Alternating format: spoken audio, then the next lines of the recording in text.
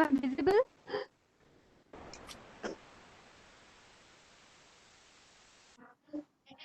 Yeah, visible. Yeah, visible.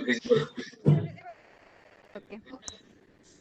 Yes, ma'am. And a very warm welcome to one and all present here today in this webinar, Mathematical Modeling in Space Technology, organized by the Department of Mathematics, Royal School of Applied and Pure Sciences, the Royal Global University. During this pandemic, it is much needed for all of us to switch to online platform as a smart solution to continue our duties. Their education is not obstructed during this pandemic. Our university is conducting EFDP's online lecture series web.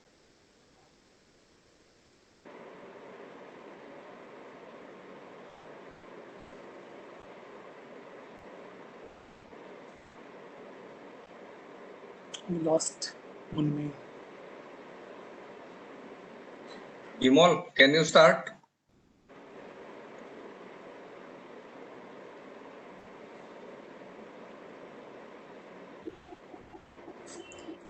Munmi, we are not hearing you. Your voice is not coming. Bapun Check sir asked Bimolin to take over the session.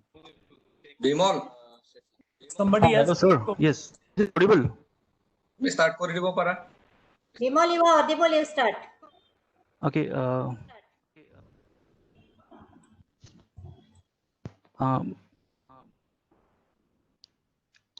Good afternoon, everyone. The Assam Royal Global University, situated at Guwahati, is a leading university of Northeast region committed to provide unparalleled education to it. 27 schools offering 130 plus courses of undergraduate, postgraduate, as well as PhD programs. Royal Global University is one of the finest university of the country. The faculty team working with student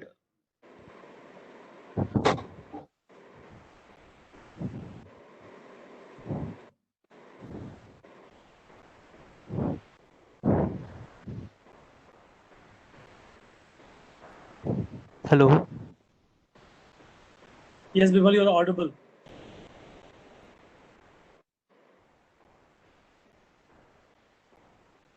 Bimalindu, you are audible and again correct voice.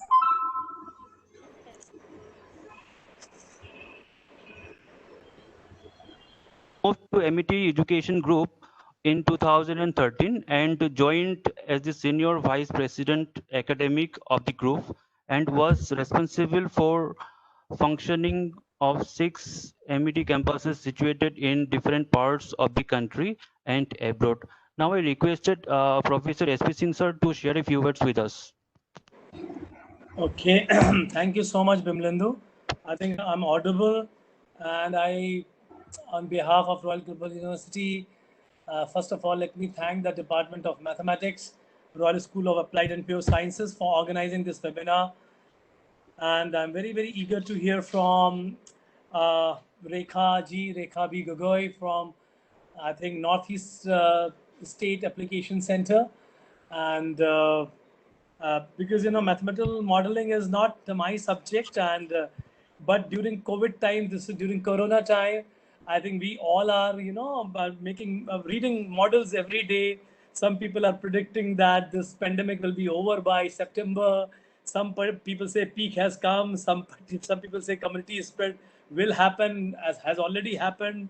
So I think IIT Mumbai, one very important mathematical modeling I have seen where he has predicted that many states of this country has reached to the peak, and many states will reach peak in due course of time. Where it has already been delayed, it will continue to suffer for a few more months. But I think for Delhi, for Mumbai, for Madras, so during the COVID time, we are too much into mathematical modeling. And every day somebody and other is coming up with some kind of model. Harvard is making their own model. And Oxford is making their own model. IIT Mumbai is making their own model for COVID. I think that way I learned a little bit about mathematical modeling. And I think I am very, very fortunate that during this COVID time, I could learn few things about this subject. Mathematics is not my subject. However, a space application and a space center is very well known to me. I was very long time associated with UP State Remote Sensing Application Center, that is called UP RSAC. And for a long time, basically, I'm a geologist for the information of Rekhaji. So this is like my journey, and I really have done a lot of things with respect to understanding different kind of imageries being taken by remote sensing satellites, and I've used those imageries in my PhD work also. So I know how this remote sensing application center works. No idea at all about modeling with respect to space program and space. So I'm very keen, but I'm a very inquisitive person as a science graduate and basically a man of strategic management now. I would love to listen from you, and we are very happy to find you amongst us, Rekhaji. And you did your MSc from Delhi University and did MTech from Tezpur University, and then probably you're pursuing your PhD from Indian Institute of Space Technology, Thiruvananthapuram or somewhere. So that all credentials we have, and right now you seems to be in your office at Shillong, hopefully, and this is quite visible from your backdrop. So I'm very eager to hear from you. And over to you, Bimlendu. Thank you so much for Thank you, inviting me. sir. Thank you, sir, for your kind words. Now, without further ado, let me introduce our speaker, Mrs. Rekha Varali Gogoi. Madam is associated with the Northeastern Space Application Center, Meghalaya, as a scientist since 2009.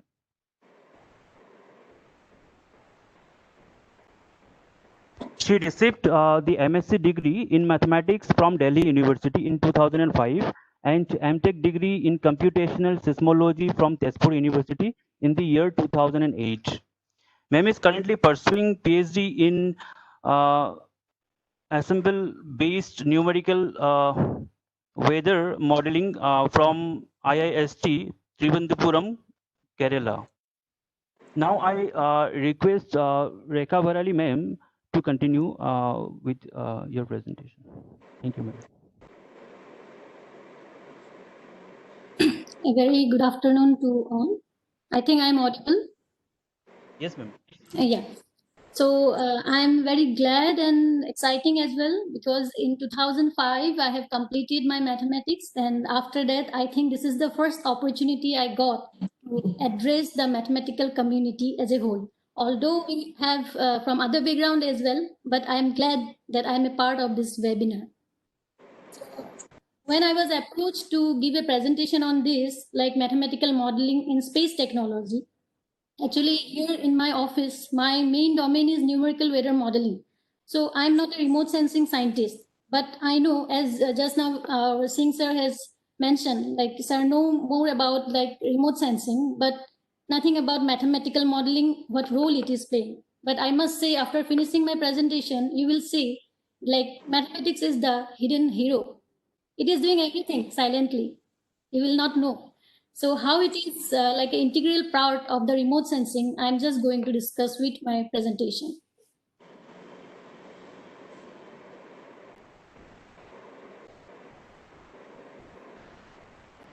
When we say space technology, the first thing come to our mind is the satellite.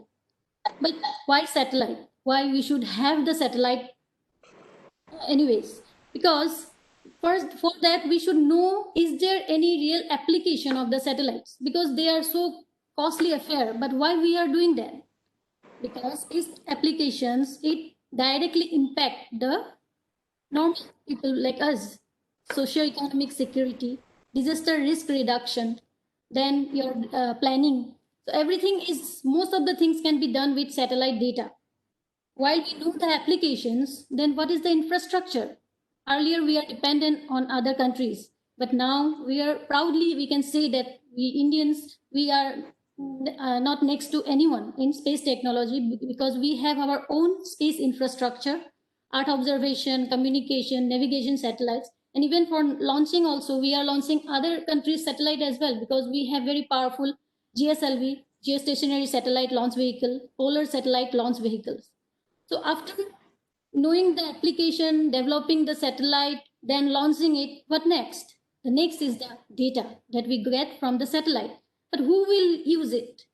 So judiciously to use the data, we need the human resource. So ISRO, ANISEC, we all from Department of Space always emphasize that our community, they should know actually what satellite data we are getting and how we can use it. So in my presentation, I am not, as I already mentioned, I am not a remote sensing scientist, but I will have to give some brief idea how the satellites, it measures the data. Because once the satellite is launched, the satellites are equipped with sensors in it. And the sensors are not like our eyes. We see remotely, but we see in visible waveband, red, green, blue, like that. But our satellites, they can see in different wavebands. Like if you see the images here, this is the first image. It is the false color composite. Why we call false color composite? Because if you see the color, what will you say seeing the image? It's red in color. But what is red? But if you see the real image, it looks like some hilly terrain, some road is passing, some vegetations are there.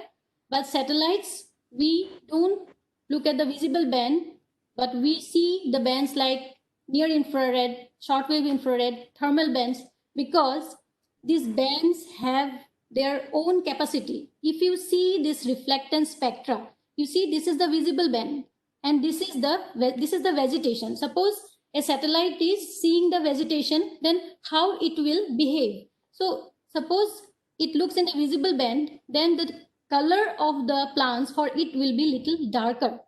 Sorry. Little darker. But if the same satellite with different sensor in the near infrared band, it look at the vegetation, then for it, the leaves will look more brighter. So in near infrared band, we see the vegetation as very bright.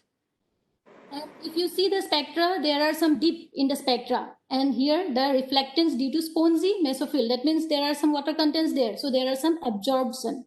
So even in the shortwave band, if we see the water body, then we will see the black color, because here the water, it absorbs, and because it absorbs, won't reflect much, so it will look dark. So this way, with different sensor, equipped with different wavebands, it measures the Earth surface, and the remote scientist people here or the art, they use to analyze the data. I'm yet to come to mathematics, but I'm just giving the background. Remote sensing, as you know, it is remotely sensing everything over the Earth, sitting in an orbit. It is looking at the Earth's surface, and it gives different satellite imageries like the RISAT.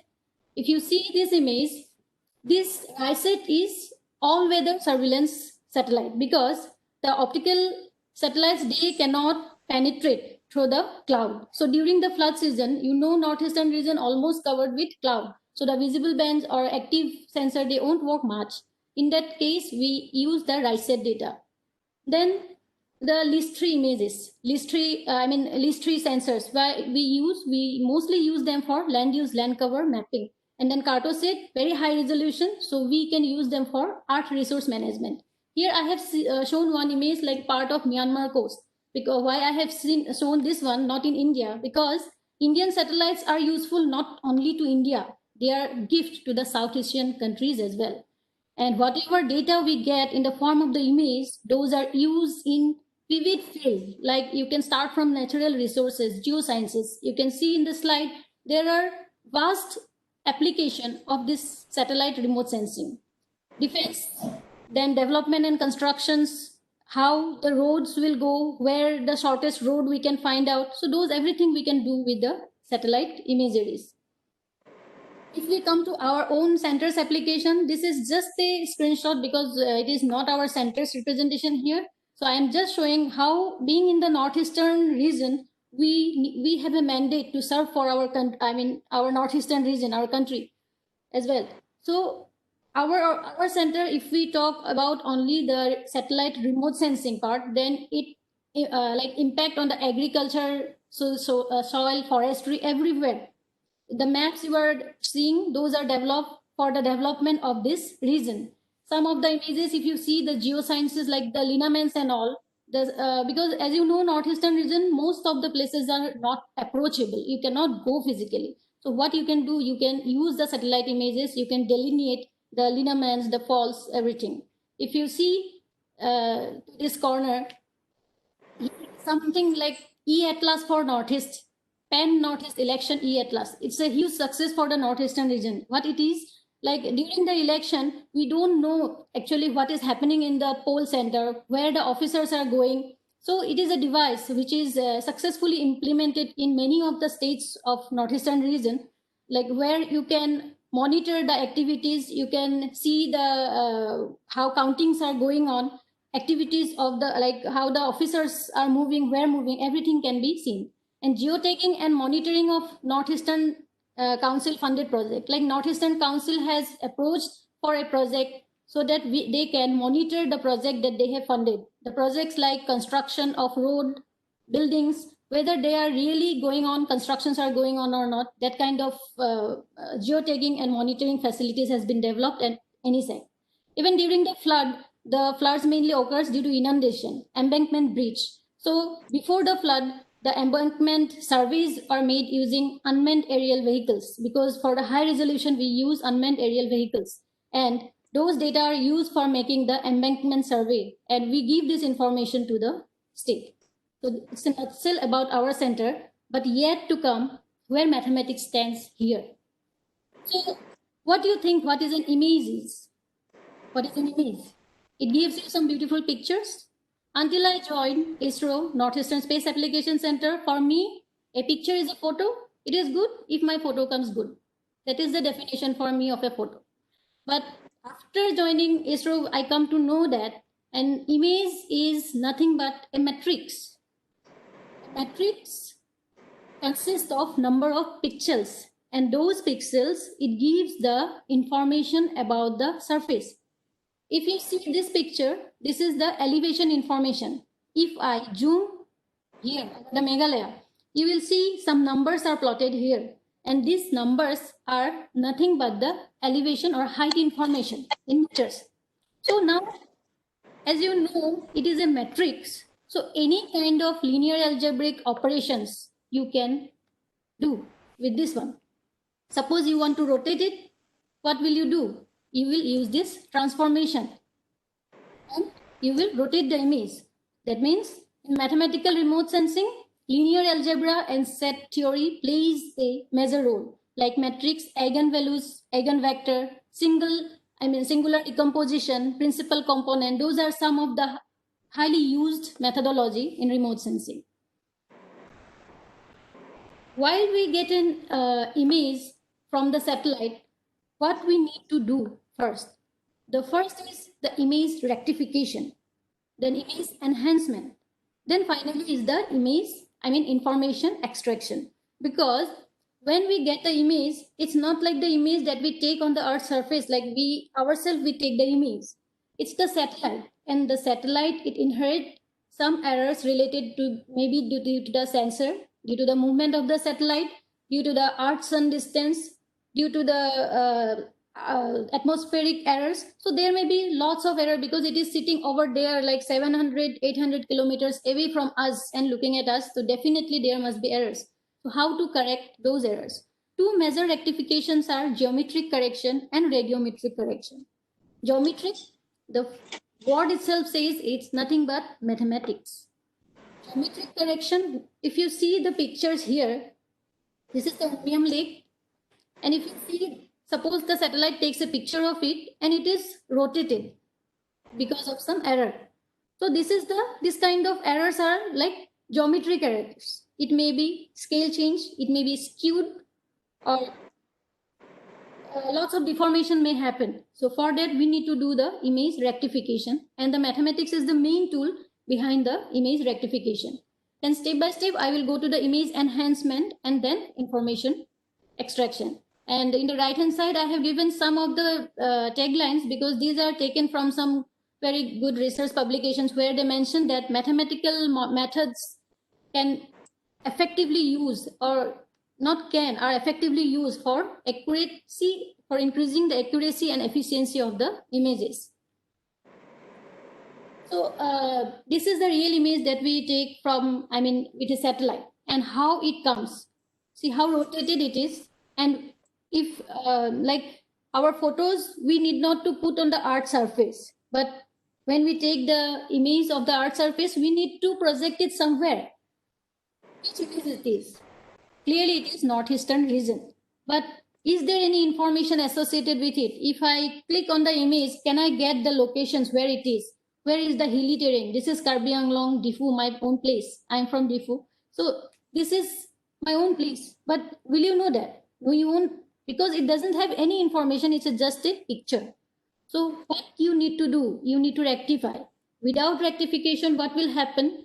When you use this data for some survey like land degradation mapping, or like road mapping, or anything, it's just a sample example. This image, not this image will use, but whatever image we will get, otherwise we will not get the exact geographical information. For that, we need to project it somewhere over the Earth from where the picture has been taken by the satellite. So here comes the full mathematics where the this geometric correction is happening. These are some literatures. I will not go to the literature because many people may not be from maths background. So I will just come to the picture here. What are these red stars? The red stars are nothing but some ground control points. If you see both the image, this image is known image. It has lat long information. This is an old image that we have, and we know that this image is from the same area. So what we will try to do, we will try to correlate, one-to-one mapping we will try to do, and try to shift the map projection to the known map projection of the other image. But the problem is, if we want to do the forward mapping, what will happen? Suppose here some points are like that, we cannot project it to the new image. So what will happen? Where we will put the information? So what we will do? We will do the inverse mapping. So what this is happening here, like this K and L, this is a coordinate. This is a coordinate from the reference image, the green color. And IJ is the coordinate input from the image with error. So we will take some random points, ground control points, but those points should not be that random. It should sufficiently cover our area so that we can even solve our polynomial equation. And as I have already mentioned, the geometric distortions are mainly rotation, scale change, translation. So those kind of errors can be solved using the affine polynomial transformation. Then finally, when we get the data, the coordinates from both the known and unknown, then we will fit it into the polynomial equation. Finally, these are equations, so we can form a matrix, and then we can use least square method or any regression method to solve the equation. As I have already mentioned, it is an inverse process, so this is also known as inverse transformation. So what we have done, we have transformed the coordinate to a known coordinate. But what about the intensity information, the brightness information? Where will you send that information? Because you have just spatially corrected your data. Now you need to correct the intensity interpolation. That mostly used are nearest neighbor, bilinear, and cubic. And the equation is also given. This is the equation. So this is nothing but mathematics. We are doing the interpolations. But the problem is remote sensing software, they are inbuilt. So the person who is using, they may not know what kind of mathematics is incorporated in the model or the software. So while selecting the GCP points, we should be very careful. They should not be collinear, or large number of GCP points will be ill-constrain the matrix also. And therefore, we need to see the errors associated with the GCPs, and those errors can be seen with root mean square error. Radiometric corrections, earlier geometric correction we did with the shape of the image, but the radiometric correction is the correction to the intensity level. But here we need not to, the role of mathematics is not that much, because the at least to the user, because those data are already radiometrically corrected before sending to the users. Or otherwise, if not radiometrically corrected, but enough informations are given in the metadata so that we can use some empirical equations and we can just correct it.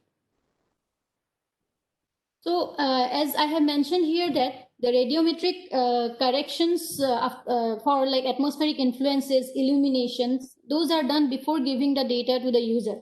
But still we need to do the enhancement. Why we need to do the enhancement? If you see the image here, this is a satellite image that is distributed to the user, but still it is not looking that good, because enhancements is for a layman perspective. If I see what is enhancement, if I take a photograph, the photograph looks dull, then I can use filter that is there in my mobile and I can enhance it. Why we do enhancement? So enhancement is for better visualization. So here also the main thing is the histogram analysis.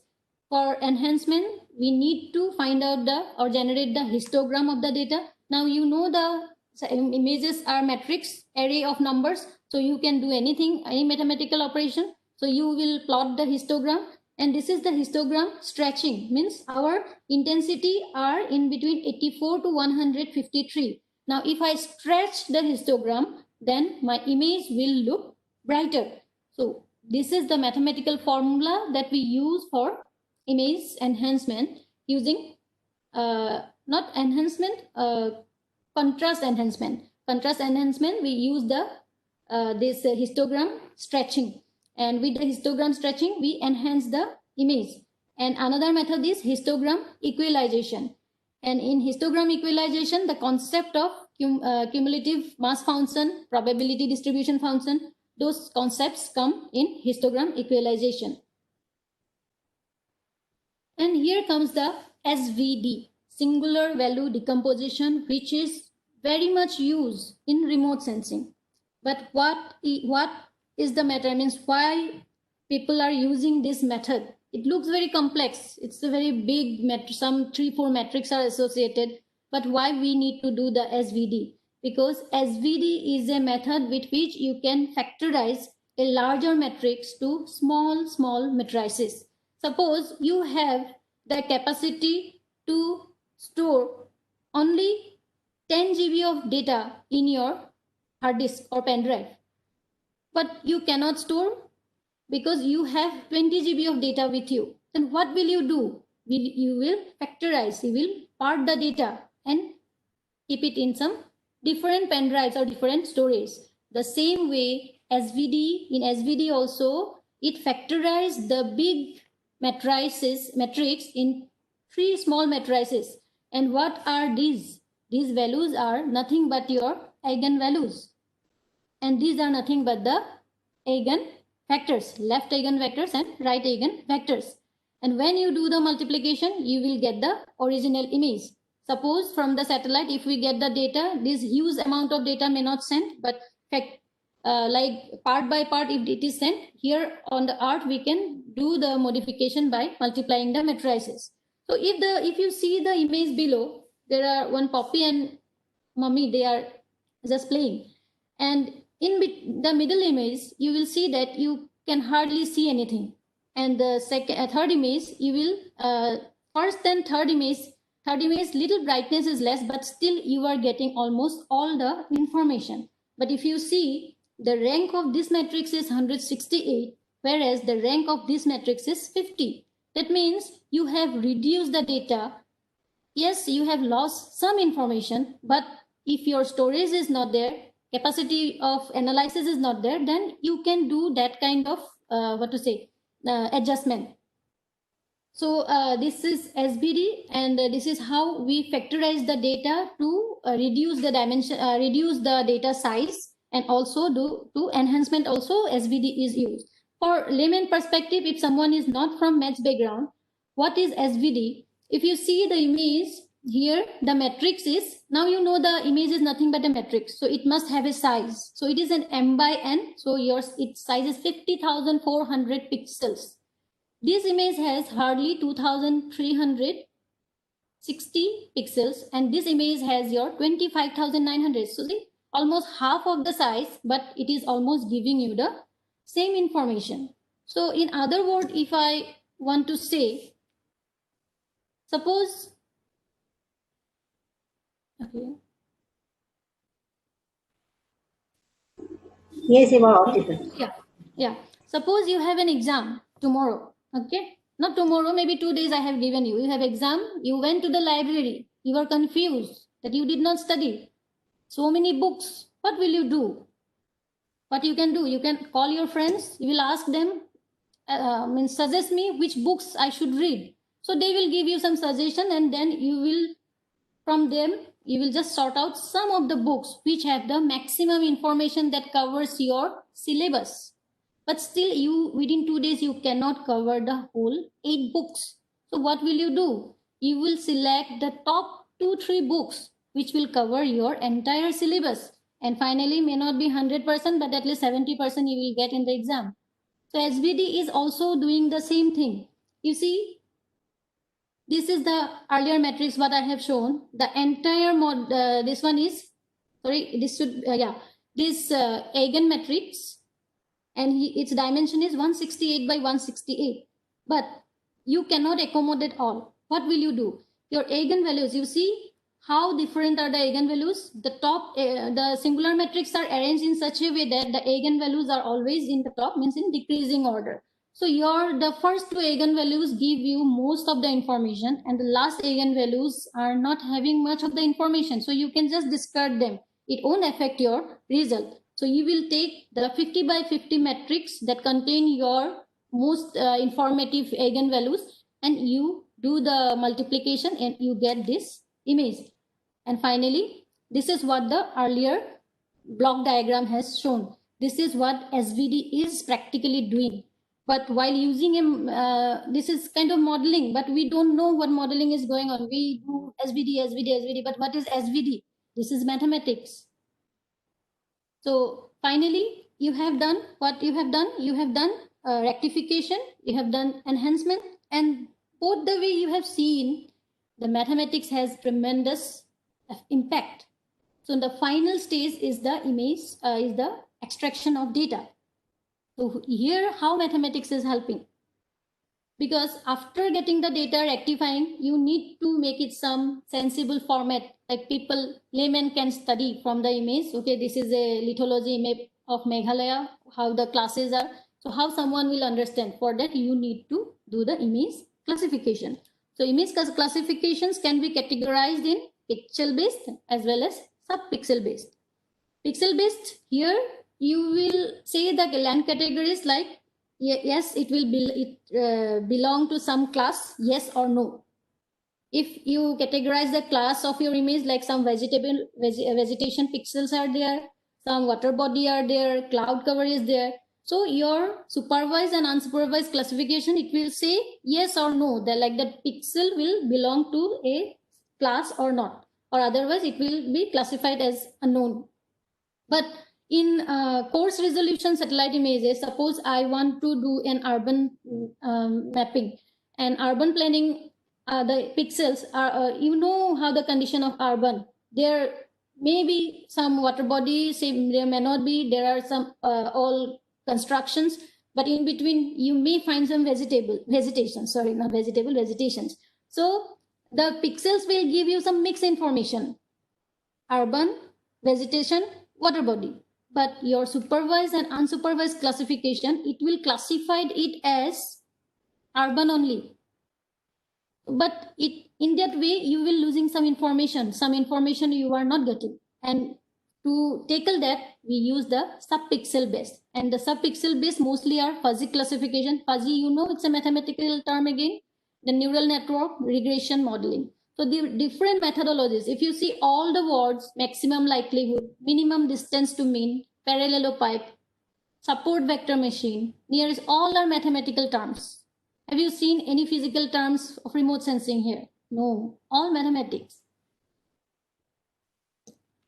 See, this is an example of supervised classification. What you need to do, you need to display, because I have already told you, like when you get the data from the satellite, the sensors may have different bands. It may be red, blue, green, near infrared, any band.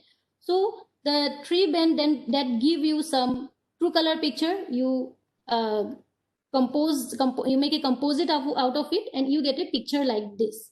But for a layman, the layman will not understand what this picture is. This is water body, this is vegetation, this is cloud, this is shallow cloud, like this. So what you need to do is, you need to select some samples from the data, because you know the region. So you know, okay, this is the water body. So you classify that one as a water body. Then the vegetation, you classify in a different class. Like that, you make some classes. To the extent you want to classify, you will select the clusters like that. And after that, from the clusters, you will find the mean and variation among in the cluster itself. And then what we will do for the rest of the pixels, we will use maximum likelihood estimator. Again, mathematics. So this is the maximum. This is, as you know, this is the Gaussian distribution. Seeing the log, don't think it is something else. This is the Gaussian distribution. Only for simplicity, the log is put here. And for maximum likelihood estimator, we need to find out when it is maximum. You get the differentiation of it. When it is 0, you will get the maximum value of it. And that way, you differentiate all the other pixels based on the distance, based on its distance from the clusters, and you will assign it to a cluster. So that way you are doing the classifications. However, in unsupervised classification, it is done by the model itself, computer itself. We need not to give any, training class. So what is the principal component analysis? I am not here to give you any mathematics lecture, because I am far away from mathematics now. I forgot most of the things, but still, what is the mathematics going behind because being a mathematician, when I studied mathematics, I didn't know where our matrix application or algebra we are really using in the real field.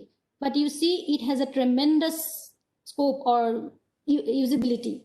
So if you see, this is the principal component analysis. The name itself says principal component, means among the data, it has the highest information. Principal component, it has the highest information.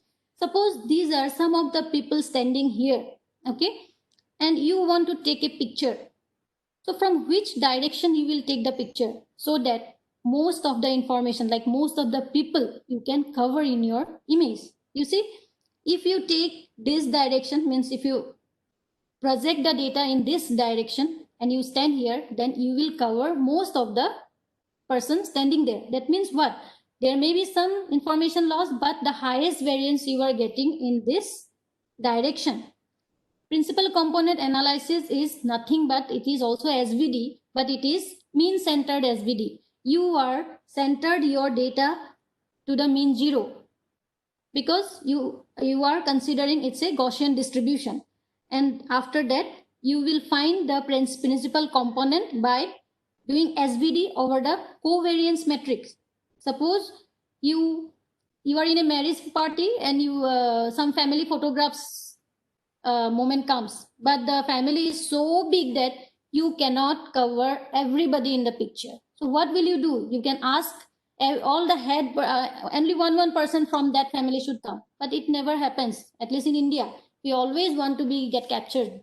So everybody is scattered here and there, they are standing. So what one can do is mathematically, it will see the covariance among the data, who are from the same family. If they are correlate, then we can discard them. So like that, we will do the covariances, and finally doing the covariance, we will apply SVD on them, and then we will get the principal component in terms of the eigenvalues and eigenvectors. And finally, using the eigenvalue, eigenvector information, just like SVD, those eigenvalues which has the highest information, highest variance, those we will take and multiply with our original matrix, that is the original data set. Then we will get a picture where most of the people from the families will be captured in your photo. So your principal component analysis is also doing the same thing. because from hyperspectral we get large number of data, means n number of bands are there, and in remote sensing those bands who are near to one another, they are mostly correlated.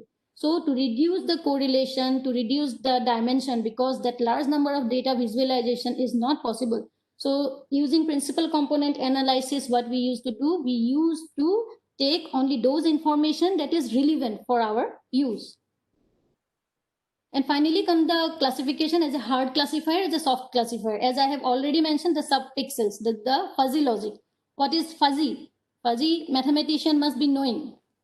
So crisp is something is yes or something is no, just like supervised and unsupervised classification. And fuzzy means in between, there is a degree to which something should happen. So in this picture, if you see, I have applied here a characteristic function where the function will say 1 for yes, 0 for no. And the criteria here I have given, elevation is considered high when it is above 1700 meters. For a crisp classification, you see the image is classified just in 2 colors, yes, no. But is it true? Because 701 or 1699, they are almost near to 1700. 1699 will again come to the category of 0. Is it correct? No, it is not correct. So you can use some functions, membership values, that using the fuzzy logic, where you see the images, you get some better visualization, better idea of your data.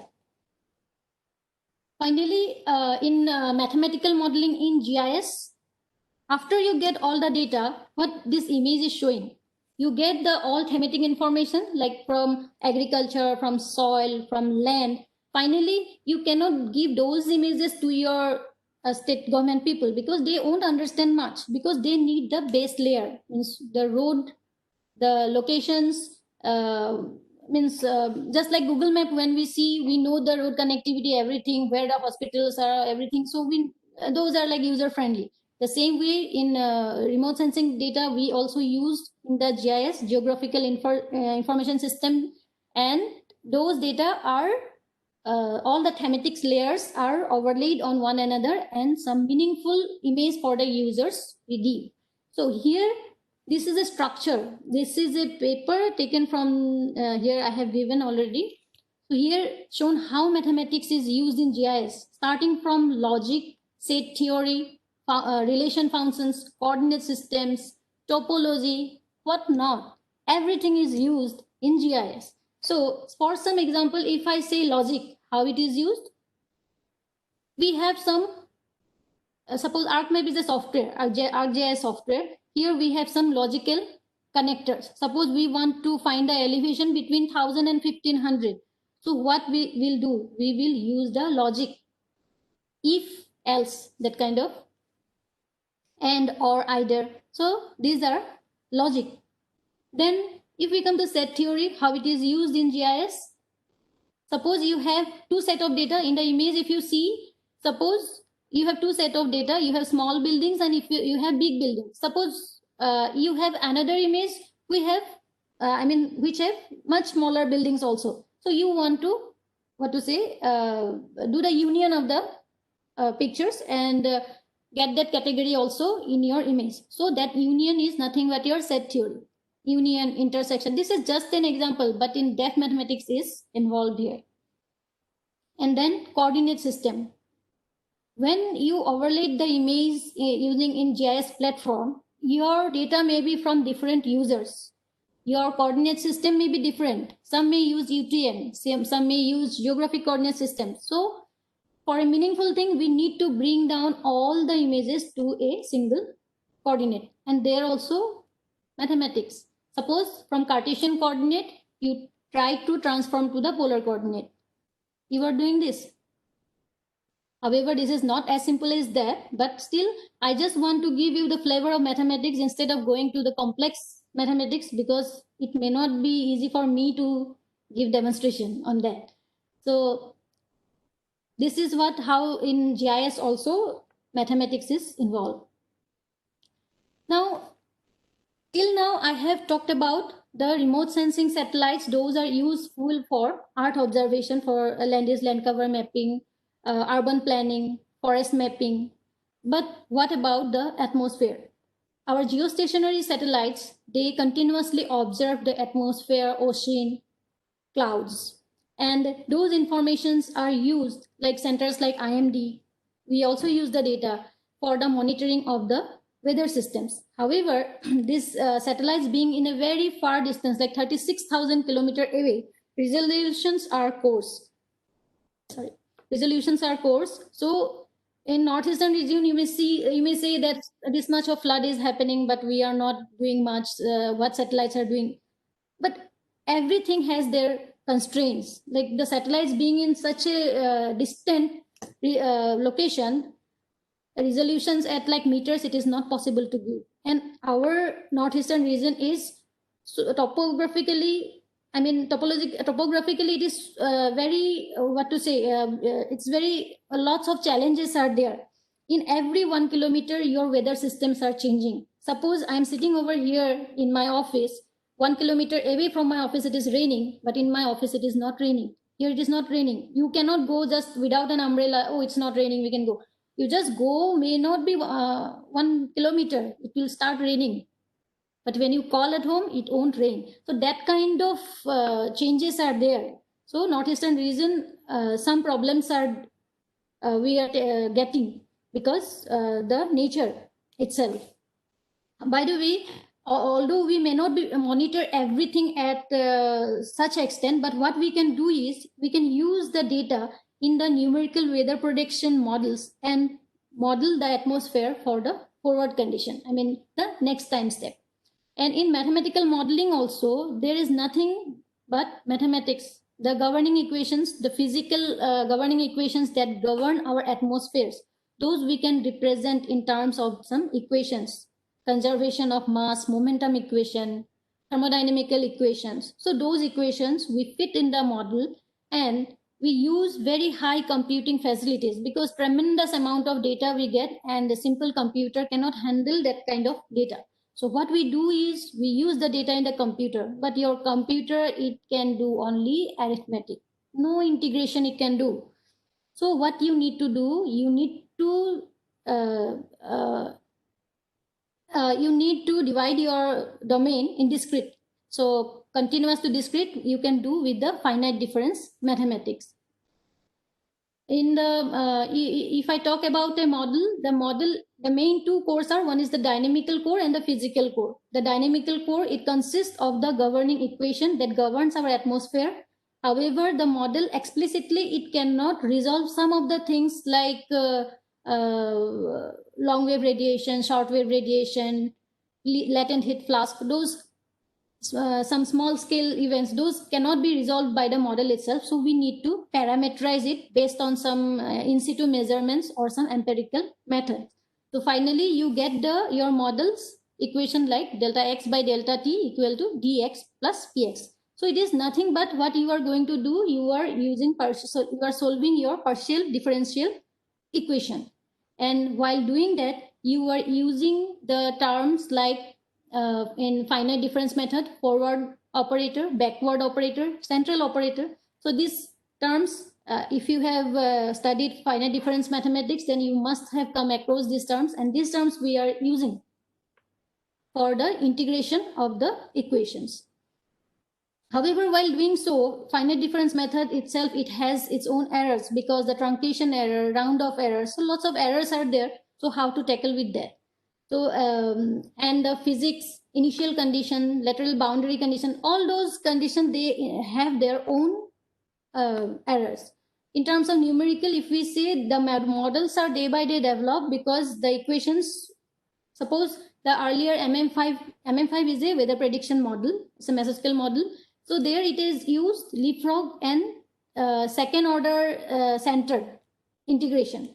But if you see the analysis, it should be 200, but with this second order centered integration, you get your analysis 105. So you are losing information.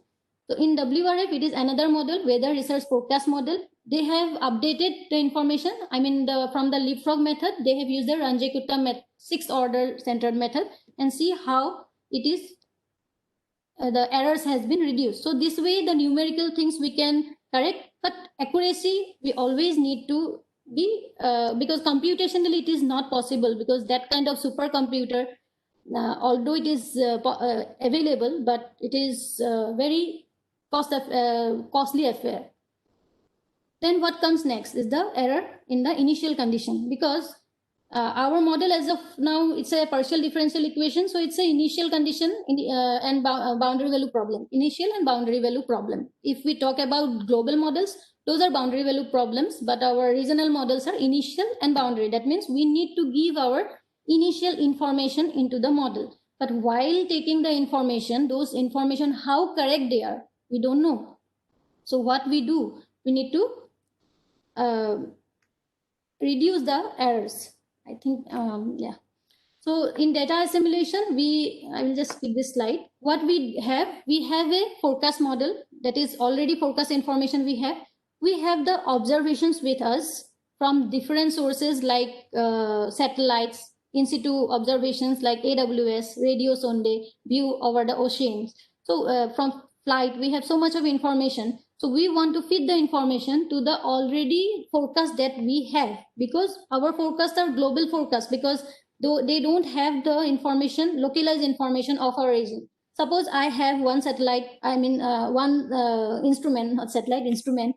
Guwahati University have another instrument, and like that, the nearby regions have their own AWS stations. So if I can get those information and feed it into the model, then my forecast will be much better than the first forecast model information.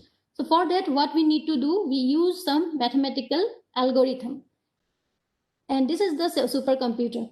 So this equation, you may look very cryptic, means what kind of things, H, R, X, B, what is this? But I must say this is nothing like that big thing. So these are some of the data that we use to assimilate in our model in our center. See, means our global data that we get, it does not have the information of the inset sounders, imagers, then our ISRO AWS stations, then inset 3D imager, wind vectors, all those information. So those information we use to feed in the model. And finally, if you see, this is the RMSE curve. After the assimilation of the data, how the errors has been reduced. Suppose this black line with very minimal assimilation, globally available data that is there. And this dotted line is because while we feed the data into the model, we should be very careful because the data itself may have lots of error. So without correcting anything, we just assimilate into the model. You see your model results, it's deteriorate more. However, when you correct the biases in your information, then your RMSE has reduced to a large extent.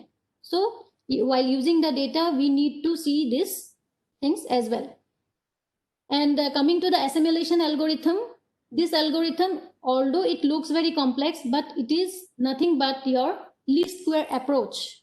What you do in your least square approach, it is the best fitting curve, so that you can minimize the sum of the squares of the offsets. Suppose this is some general, our own data. Suppose this background brightness temperature means this is forecast from the model, some climatological information that we have, and this is the observed.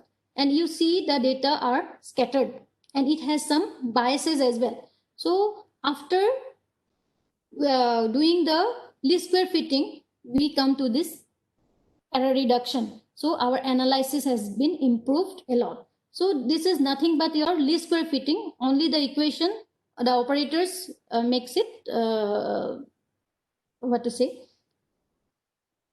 looks very complex, but it is not as such, because if you see x minus xb, it's whole square, only because it is matrices. So we are writing it T, transpose of the matrix. Otherwise it's a same thing, this square.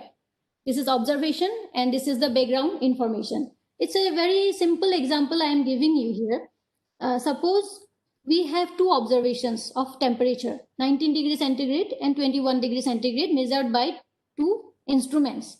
But which one will be correct for us? Which temperature we should take? So if we use this methodology like least square fitting, and what is minimization? Del J by del X should be 0. So you will get 20 degrees centigrade.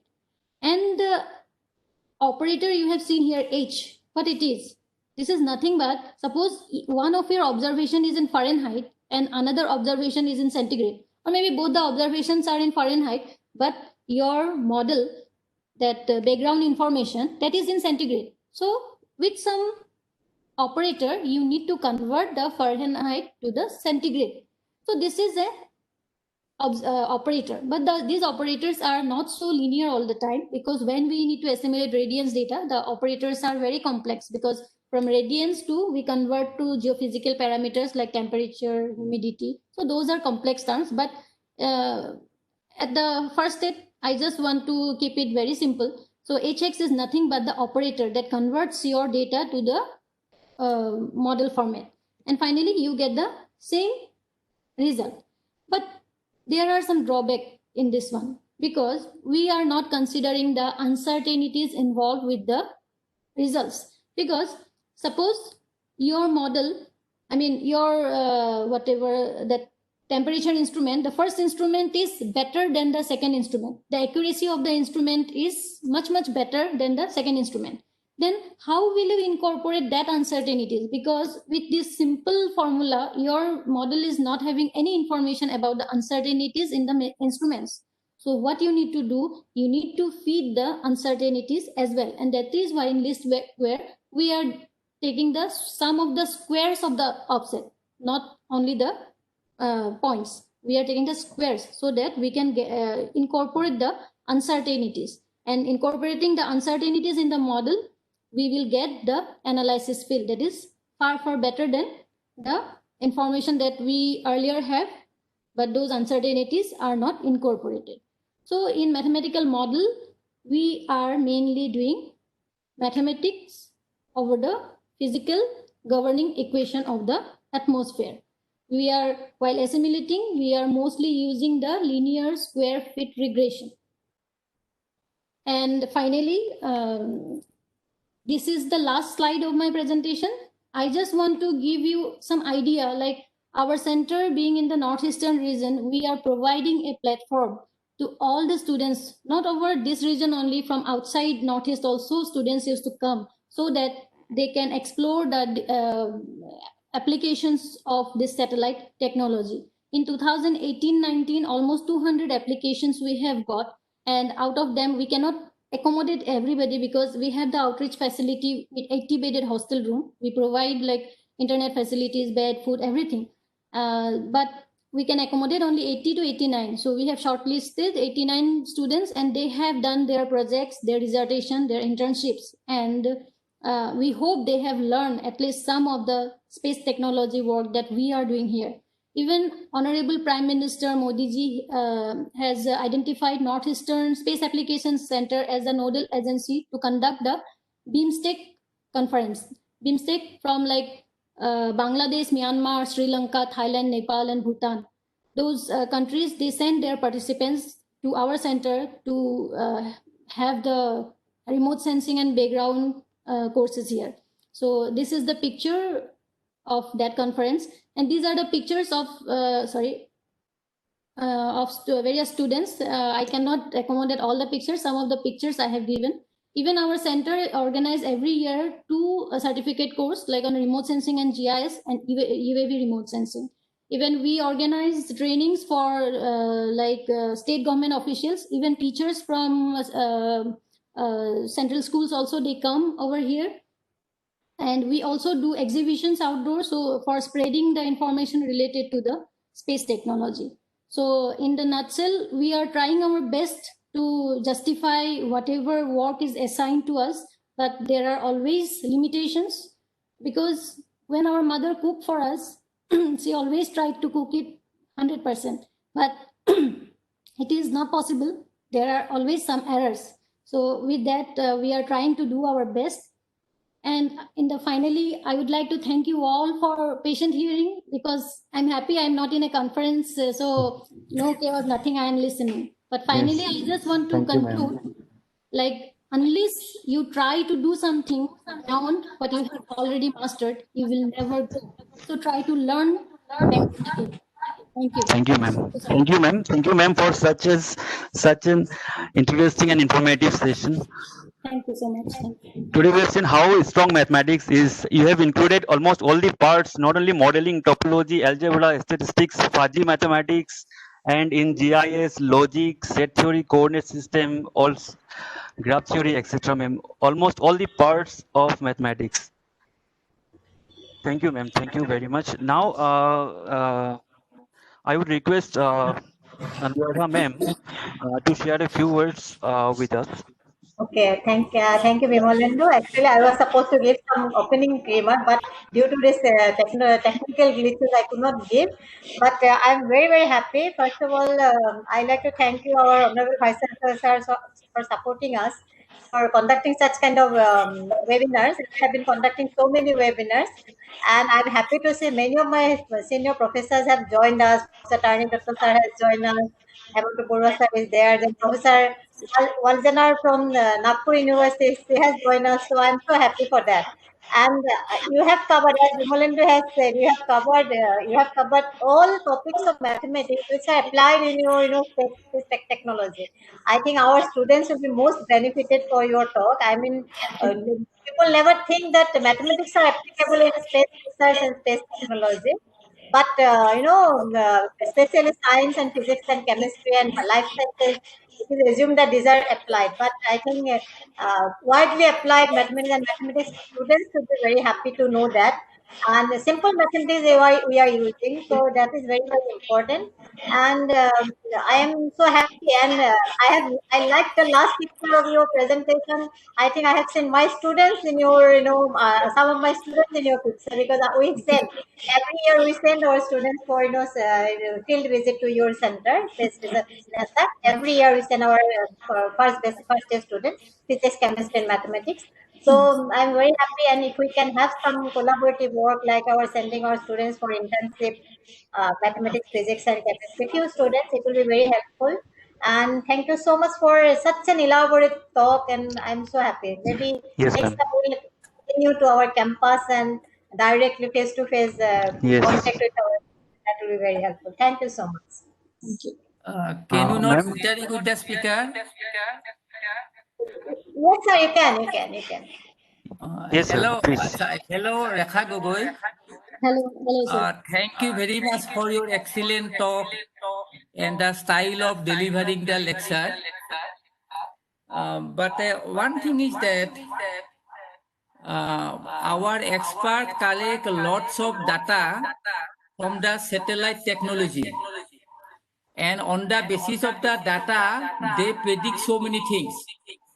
Say, for example, the occurrence of the tsunami, or occurrence of the cyclone, or occurrence of the earthquake.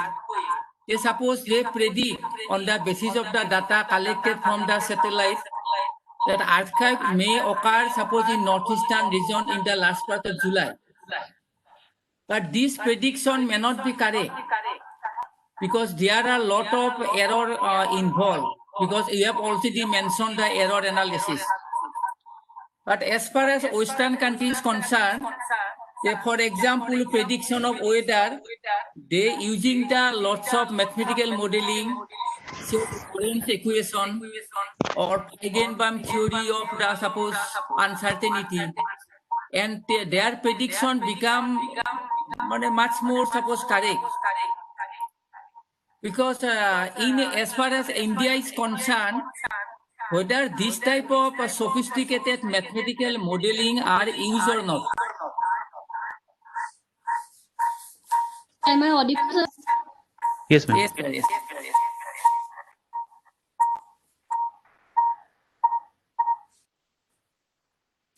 There are some gift from God also, because they are in mid-latitude.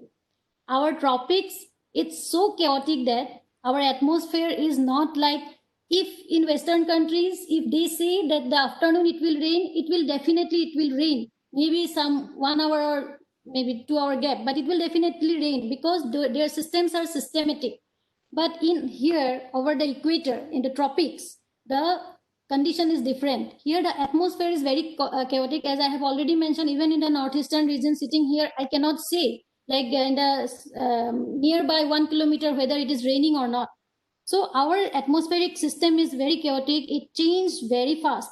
But we are also using the same sophisticated model used in the Western countries like WRF. They are mostly using the weather research forecasting model for their prediction. That's why, although we use those sophisticated model, we have our own high computation facility. Yeah, but thing is, we are trying to correct the data that we get from us using our own local data, because we know, as you have mentioned, there are lots of error, lots of biases are there.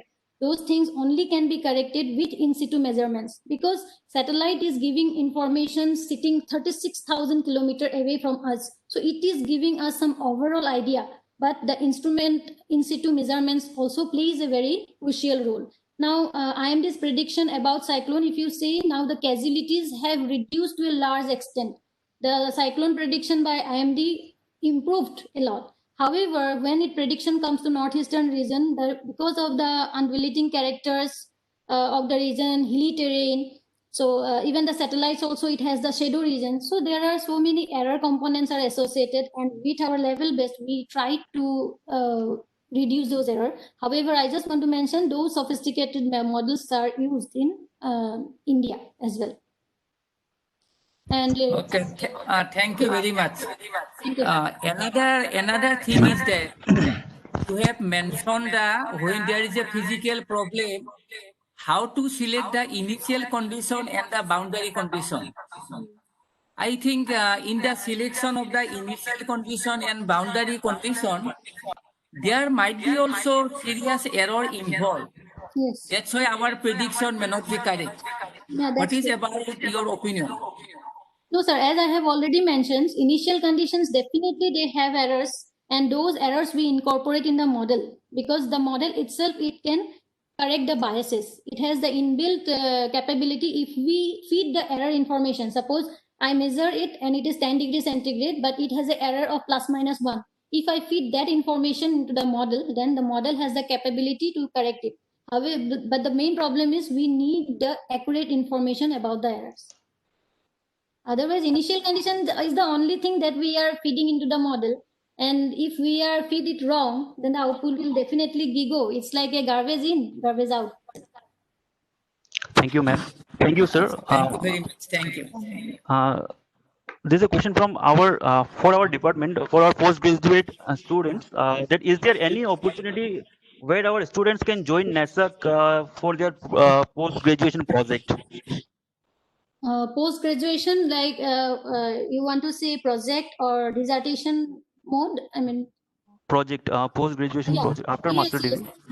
After master No, degree, during master degree. that's of course graduation during master degree. Yes, definitely. We used to take every year. We used to take students like from geoinformatics background. They used to come IT background, computer science, then even botany, physics. But mathematics, we get very less candidates, because by the name remote sensing itself, people think like mathematics is not used. And the my main aim to attend this webinar is to convey the message. Don't afraid, because everywhere only the mathematics. It is the mathematics. It's a hero. It is not showing itself, but in the background, it is doing everything. So you are most welcome here. You can do your post graduation, but based on the limitation, we have our own limitations. So it will be shortlisted depending on the available projects and all. Thank you for the information, ma'am. There are a few questions from our participants. The first question is, does NASAC provide researchers with such data? If yes, what is the process for acquiring the same? Pardon? Does NASAC provide researchers data, the research data? No, actually, regarding the data, there are, there are so many protocols, everything. So better thing is, if the data are freely available and we don't have any constraint to share the data, then if you write to our director, so definitely that data can be shared. But the thing is, if some data has been taken under some projects, state government projects, then the authority is only with the state government, because they have funded us to procure the data, but we are not the owner of the data. But some of the data like INSAT data, those are readily available from MOSDEC site. It's a Space Application Center Ahmedabad website. From there, you can readily download the data. Okay, ma'am. Hello? Thank you, ma'am. Yeah.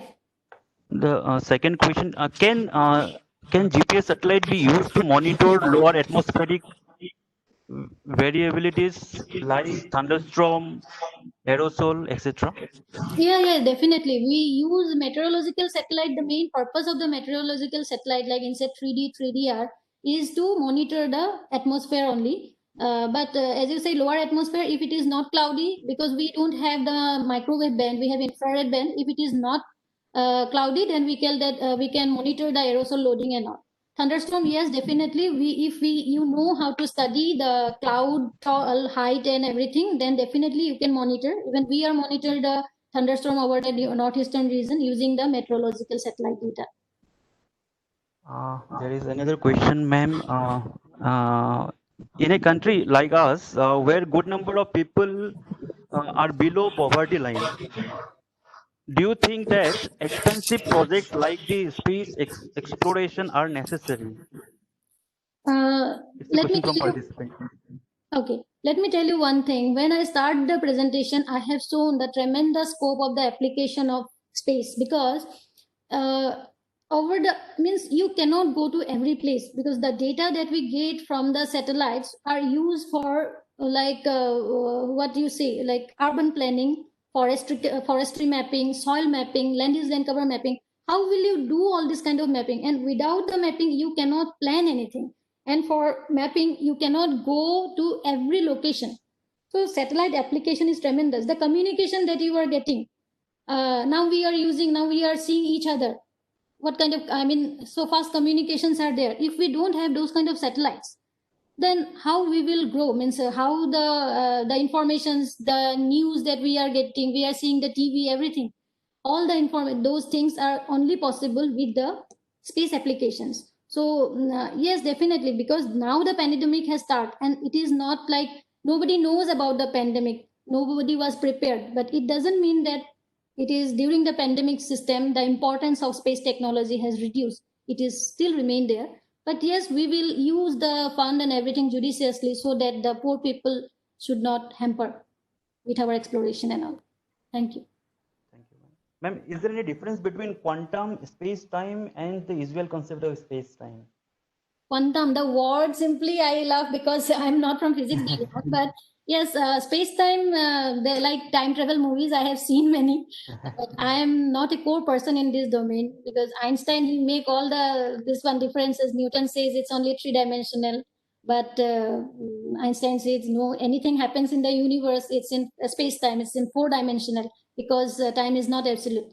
But how it is different from quantum space-time, because space-time itself is a dynamic, and we know that everything which is dynamic should be quantized. So how it can differ from each other, that I may not be able to give much light on it. Sorry. Thank you, ma'am. Thank you for your kind words. We'll go to for our last session of agenda session. Lot of things.